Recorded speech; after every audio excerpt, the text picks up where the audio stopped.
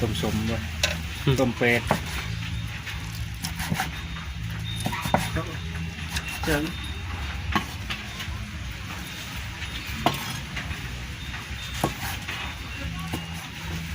เชื่ออยู่แล้วใส่มือหน่อไม้เมนูยังอื่นเห็ดแจ่วบ้านนี่ซากนี่นี่เด้ซากมันขยุ่งต้มให้มันสุกแค่นี่นายจะไปตัดเครื่องออกบนกลางเต็นท์กลางโต๊ะตั้งจัดงานดองบนกลางเต็นท์8 ดังตัดโดยสร้างป๊อกสบายดีFC ทุกท่านเนาะ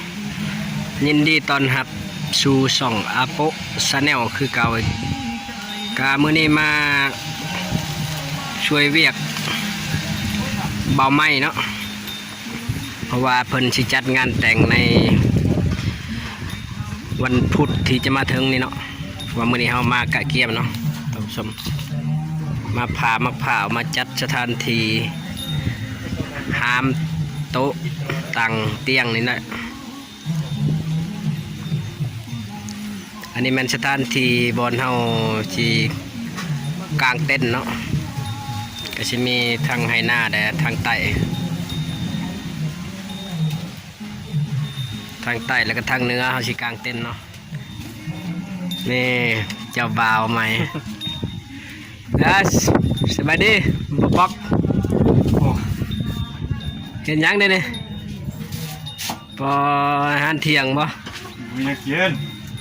ต้มใส่หมูกินลิ้นโอ้บ่มีแนวกินยังต้มใส่หมูเนาะบางใส่หมูไปคาหมูบ่หรือว่าซื้อแต่ตลาดโอ้ซื้ออยากกินเมนูใส่โตสุกแล้วตินี่กินได้แล้วแหละเดี๋ยวให้นำบกก่อนใส่หมูท่านผู้ชมใส่หมูอ่อนมันจะเป็นใส่หมูหน่อยเนาะเป็นยังไงลงตลาดในราคาใส่หมูนี่โลเท่าไรขายเป็นโลป่ะเป็นโลประมาณโ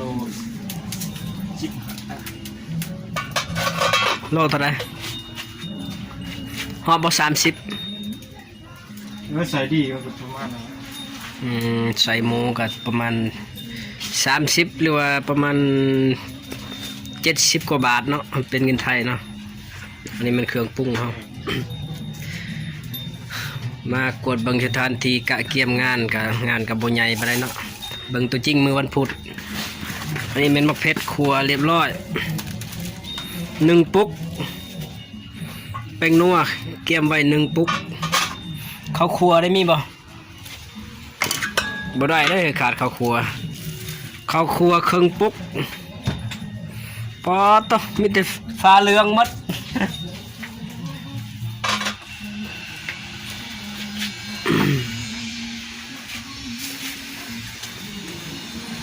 ทันทีจัดงานงัวตัวนี้บ่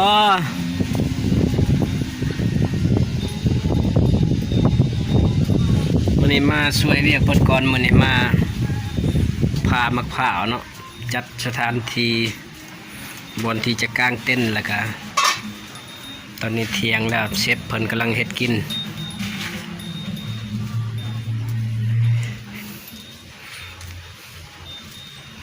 ทีมงานประจำช่องเขาคือเก่าเชฟเนี่ยใส่เพิ่นแล้วให้กินเจ็ดมันต้มจากที่ไปถ่ายเบิ่งบอลสถานที่เพิ่นจัดงานเนาะทางนอกทาง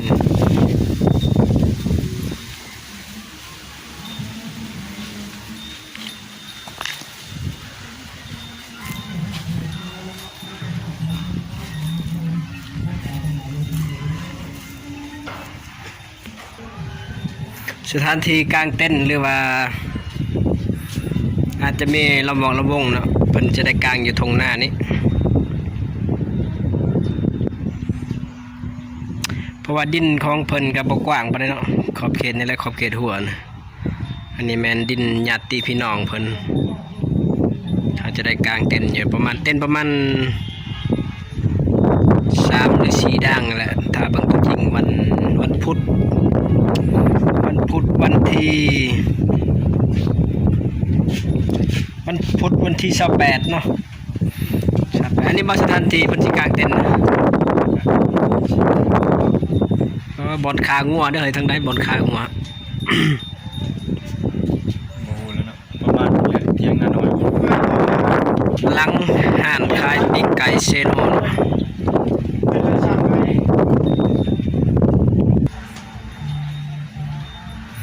เฮ้ยน้ำนี่พ่อแล้วว่าน้ำนี่ไหม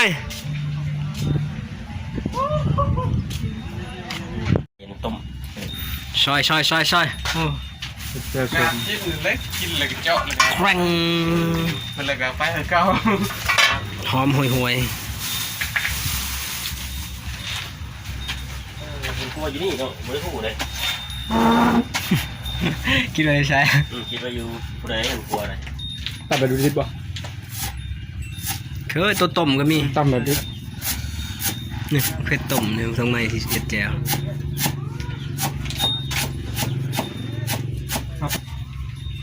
ขยันเหรอขยัน ขะแยงแห้งเราแนะนำเลยขะแยงเนี่ย จะได้ชดได้ ปีหนาจะได้กินจะไปเห็นบ่เขาเห็นแห้งไว้ในกลุ่มประมาณจักเดือน ประมาณ3 ปีไปเลย หอมมีกลินหอมใช่ไหมเสียสาร ซ้ำแปรกเลย เขาก็แย่งแหงกับพี่เอ้าเกี่ยมงานโอ้ก็โตครบสุด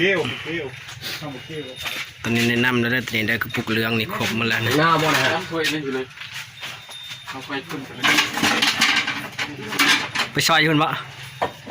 ใช่ดิ เห็นต้ม เจ้าภาพเดี๋ยวกินข้าวแล้วสิถามเพิ่นเกี่ยวกับงานนี่แหละ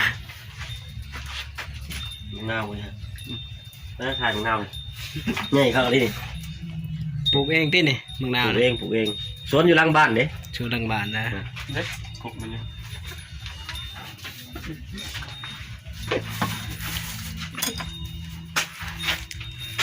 ใส่หมูหน่อย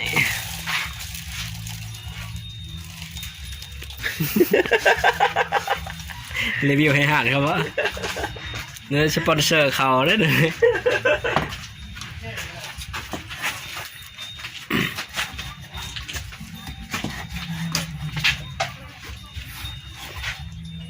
อาหารเที่ยงมื้อนี้มาจัดสถานที่จัดงานแต่ง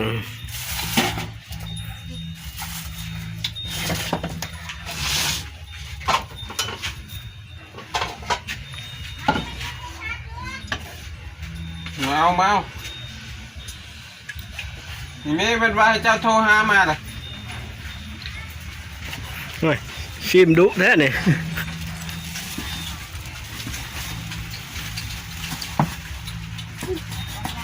มาเด้อเอ็มซีมาเด้อมื้อนี้ คมมันบ่อยากคม มื้อนี้กินใส่หมูมาแบบเมนูใหม่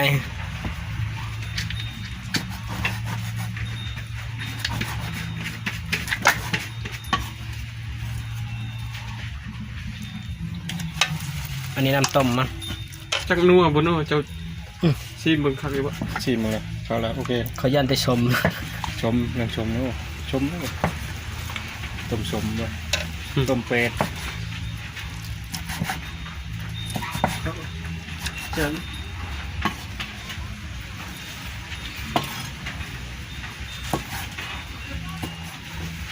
เชื่ออยู่แล้วใส่หมูหน่อใหม่ เมนูยังอื่น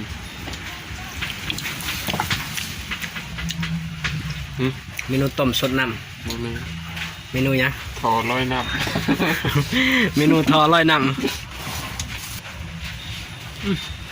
เรียบร้อยไป เกี่ยวบรู ำตัวปลา ชักขั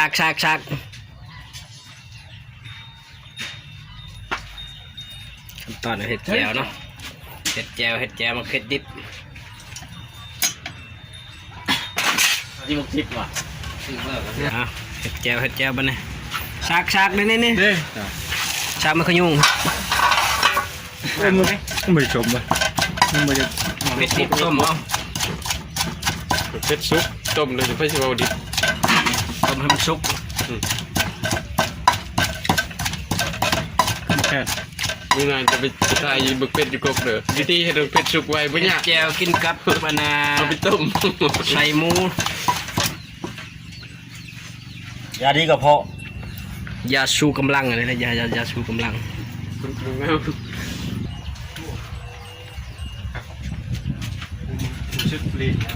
ทงหน้าหลังเรือนครัว ละเอียดผมปีนกระแพงแป๊บเบืองนะ มายังนั่นเลยเฮือนบ่เฮ็ด บ้านผัก ปันผัก แล้วเฮ้ยมานอนอยู่ในนี้ เคยออกมาจากเถือทางหลัง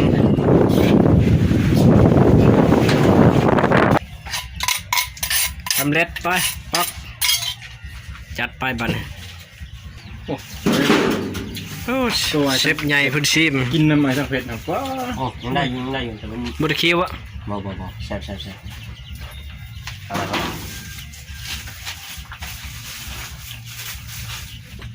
ไป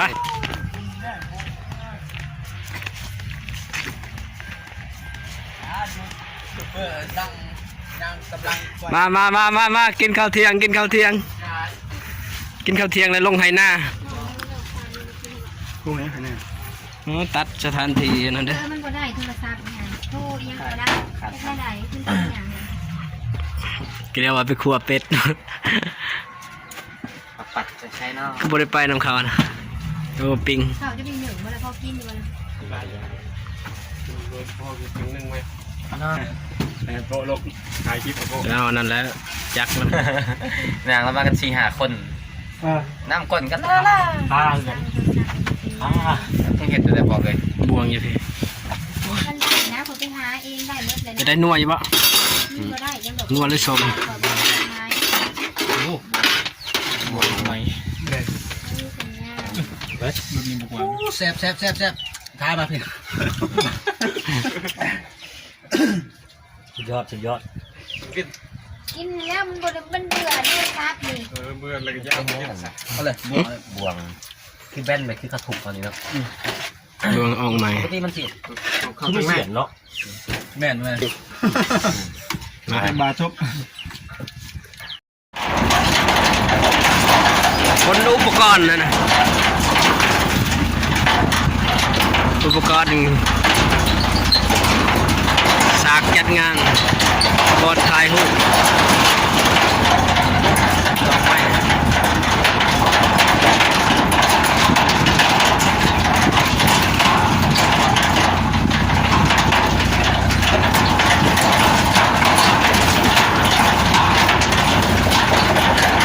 จักตัดหญ้าพร้อมหมดเลยจักตัดหญ้าตัดนาต่อเพื่อง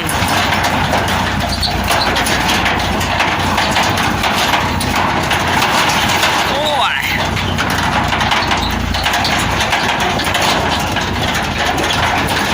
บนกลางโต๊ะกลางเต็นท์ฮอตแล้ว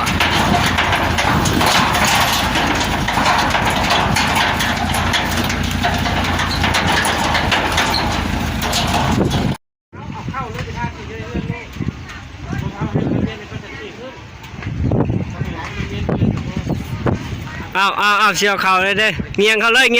โอ้ยเจ้าคนเนาะ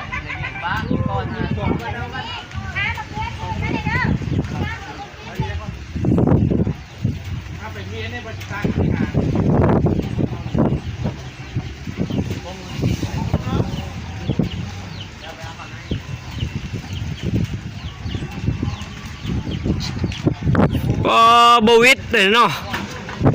เอาเข้าบ่ได้แล้วประตูน่ะ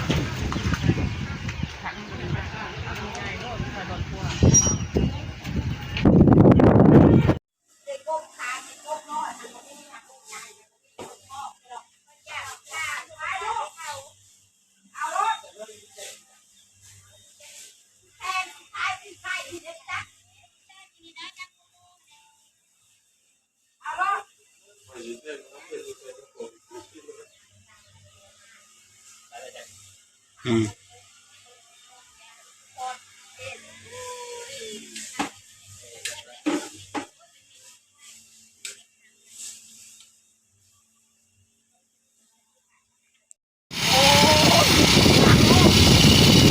สถานที่กลางเต้นตัดด้วยเอฟได้ปะตัดเครื่องออกบนกลางเต้นกลางโต๊ะต่างจัดงานดอง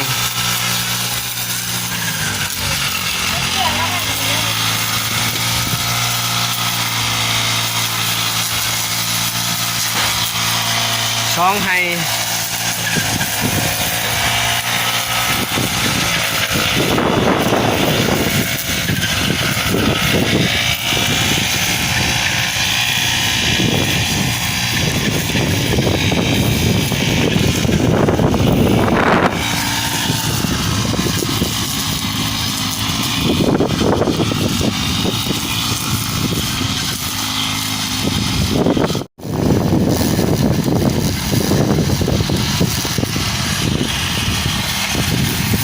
เป็นเด้อตัด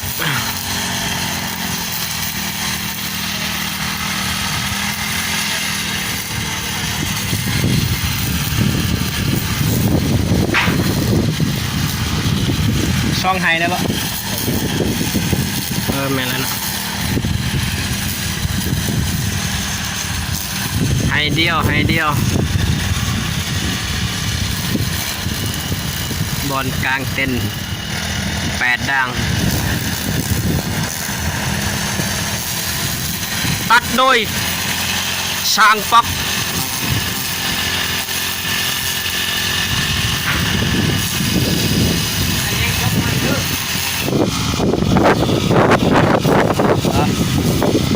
สำหรับคลิปมากะเกียมจัดงานแมนจบลงเพียงเท่านี้เนาะเอาไว้มืองานที่ไทยทำผู้ชมเบิ่งอีก